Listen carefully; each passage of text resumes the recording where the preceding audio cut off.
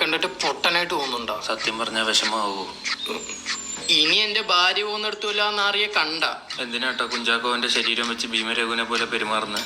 Last വാണിങ്, Kunchacko Covent പോയിന്ന് പറഞ്ഞേക്ക്. ചാക്കോച്ച ചായ കുടിച്ചിട്ട് പോവാ. നാറയ്ക്ക് കലക്കി കൊറ.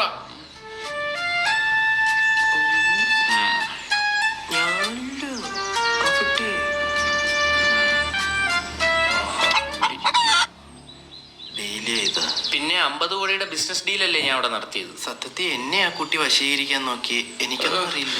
കൊച്ചു വഴിയെടുത്തും വലിയ വഴിയെടുത്തും ഒരു കാര്യം പറഞ്ഞേക്കാം. ഇപ്പൊ 31ാമത്തെ ആളാ വീട്ടിൽ കയറി വന്ന് 2ന്റെ കോഴിത്തരം വിളമ്പുന്നത്. അത് 28 ആരുടെയാ ചോദിച്ചു? എന്റെ ഒന്നുമില്ലല്ലേ, ഈ 2 തന്തയല്ലേ നിങ്ങള്? അങ്ങനൊക്കെ ചോദിച്ചു അല്ലേ? അയ്യോ ആണ് ചേട്ടാ, എന്റെ പ്രായത്തിന് ഞരമ്പാന്ന് പറയാം, അയഗ്രി. പക്ഷെ ഇതൊന്നും ഞരമ്പ് പൊട്ടി കിടക്കുന്ന അസുഖമാണ് മോനെ, വെരിക്കോസ്. ചികിത്സ പറഞ്ഞു തരട്ടെ? ഒരു നല്ല ഈർക്കിൽ അങ്ങോട്ട് എടുത്തിട്ട് നിങ്ങളുടെ കുഞ്ഞ് എന്റെ വാവല്ലാണ്ട് വരുന്നു. നിങ്ങൾ അമ്മ മരിച്ചു പോയപ്പോ നിങ്ങൾക്ക് അമ്മയുടെ ഒരു വാത്സല്യം വേണോന്ന് എനിക്ക് തോന്നി. കേരളത്തിൽ ഇത്ര അമ്മമാരുടെ വാത്സല്യം ഞങ്ങൾക്ക് വേണ്ട. ഇനി അച്ഛൻ പെൺപിള്ളാരുടെ പിറകെ പോവൂല. ആന്റിമാരുടെ പൊക്കോട്ടെ, പോവൂല. അതെനിക്ക് ബാധകമാണോ? ഞാൻ ചോദിച്ചോ പറഞ്ഞ. എന്തായാലും ഇത്ര ഓവറല്ല. ഹലോ, ആ ഞരമ്പിന്റെ മോൻ തന്നെ.